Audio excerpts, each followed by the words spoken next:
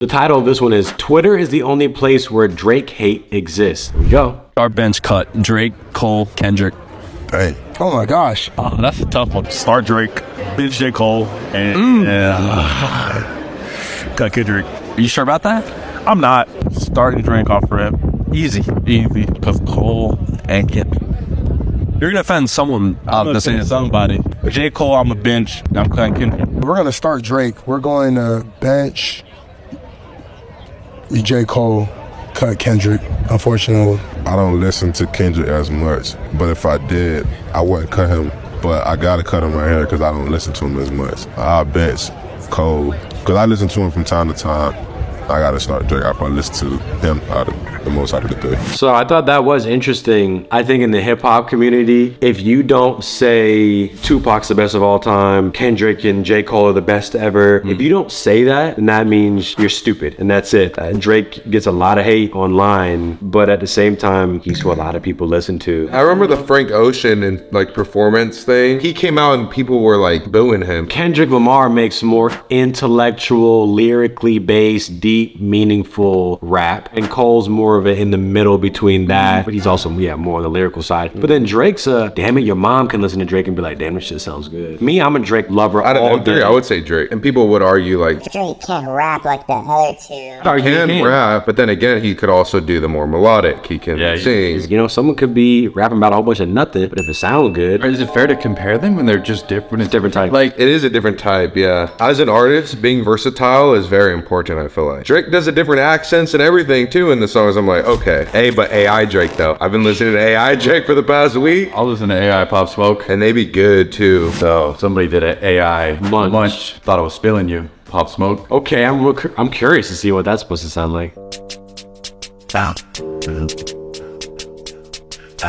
You thought I was feeling you now?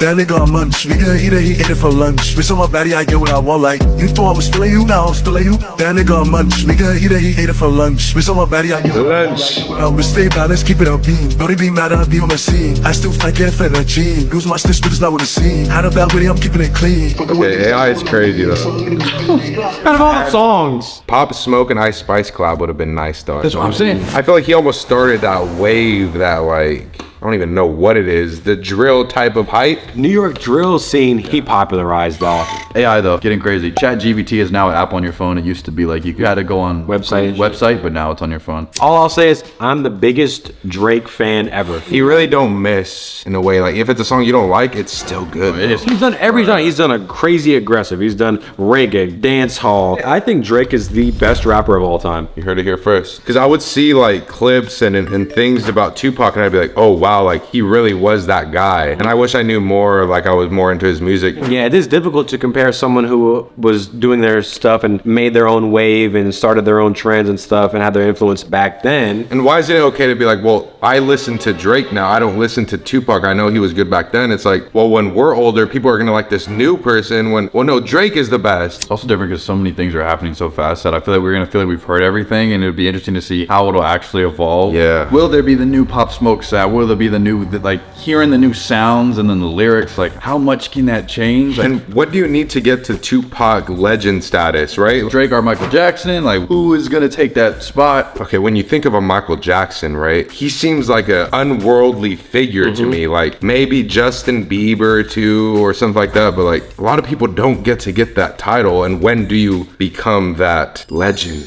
So I would think Drake and JB are up there. Like they've done enough. Drake, Justin Bieber, give them their crown of right, legend. Everyone would know them. Like they're super mega world stars. Our classic thing, who's the Michael Jackson of this generation? And then people were like, my opinion, it's between, I think, The Weeknd, Bruno Mars, and Chris Brown, and Justin Bieber. And I think it's Justin Bieber. I personally think it should be Justin Bieber. He's most popular. I would just go with that for sure. Like, based on what? People knowing him. Michael Jackson had a crazy amount of people, like people would cry and faint at his things. Like he was looked at as like a god.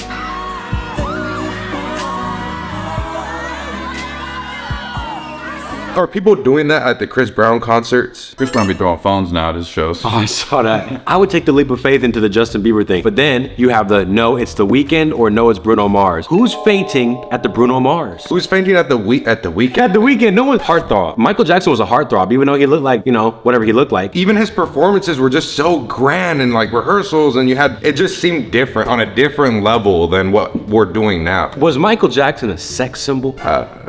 I would argue he was. Yes. Is The Weeknd a sex symbol? No. Who's been like, bro, I gotta The Weeknd? What girls are saying that? Yeah, I'm sitting on JB, because he be dancing and shit. Does The Weeknd dance? No. And I seen The Weeknd at Coachella. It was good, but like I wasn't getting no Michael Jackson effect. And then you compare it on just numerical things, who has more monthly listeners. Debatable. Everybody can argue. Get into an argument in the comments if y'all want it. Please. I'm standing on the JB thing. So I watch this guy from time to time, Julian himself. He is I wouldn't say he's a confidence and social mastery type of person who does these seminars with a bunch of men and women, who are looking to up their social game. Be more confident, outgoing, come out of their shell, not be so nervous, anxious, whatever. I've watched a lot of his stuff, which I agree with, but I thought this one was interesting. You don't agree with this one? This one, I can't even remember exactly what it was, Okay. but we gonna play it. Just go as loud as you can. 3, 2, 1.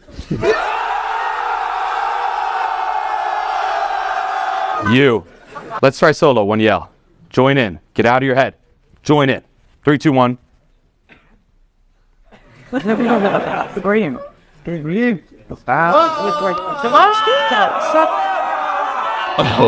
Solo. And we can even go back and forth without cheating. Ah! Ah!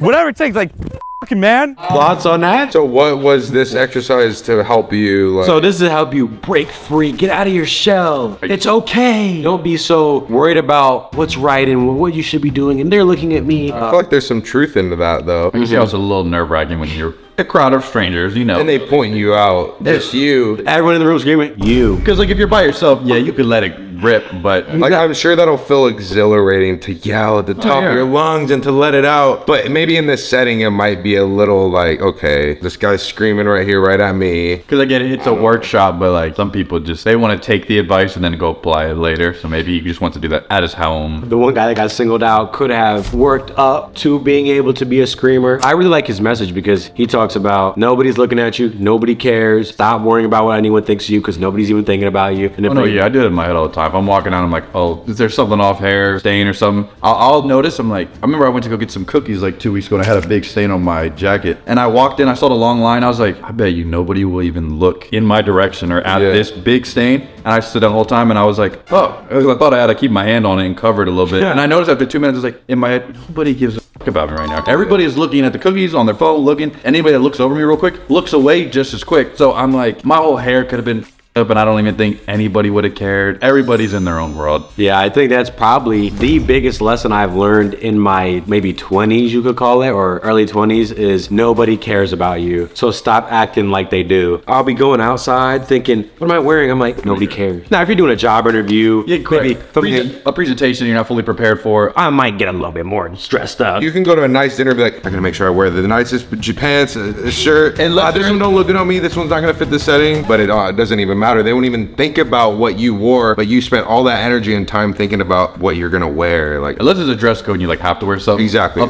But even at that point, if you have to wear something important, you don't have to like fish for the best thing. Exactly. You're just like, bro, as long as you have the dress shirt and the dress pants, you good. If you walked in with Yeezy slides and say, bro, get out. Yeah. But just put on. You don't gotta take it too serious. Just do something simple. The second you start overanalyzing it and actually thinking, well, my hair needs to be a bit more, I gotta fix that. That's when you start going into narcissist land. Yeah, but if you're going on a date, okay, cool, tidy better stuff. But for outside of most of those scenarios, like you said, if you're walking outside or you're going to school. Like, and sometimes who you are the most is when you're not trying to be somebody else. Is like more times you're adjusting yourself or trying to see if you look good is like almost straying away from who you truly are in a way. The other statement I was gonna say is also when we're in social situations, auditorium, classroom, hallway, we try to like conform to normalcy. We try to be normal. You don't want to stand out. You don't want to talk too loud. They could overhear me. Oh, that's not not good. I've been crying and practicing recently, just doing stupid shit and realizing nobody even. Yeah, talking to the person, complimenting them, saying something you wouldn't say. Doing a stupid little dance. Wear something that you wouldn't wear because you're going to just the grocery store. Like, do whatever, wear whatever. And you'll realize in the moment, like, you'll look around and be like, oh yeah, I am the star of my own movie here, and I can really do anything I want. It's not that serious. Everyone's gonna be crumbled in the dust soon, so whatever. They got 60-year-old men identifying as babies, so who cares? Do whatever you want.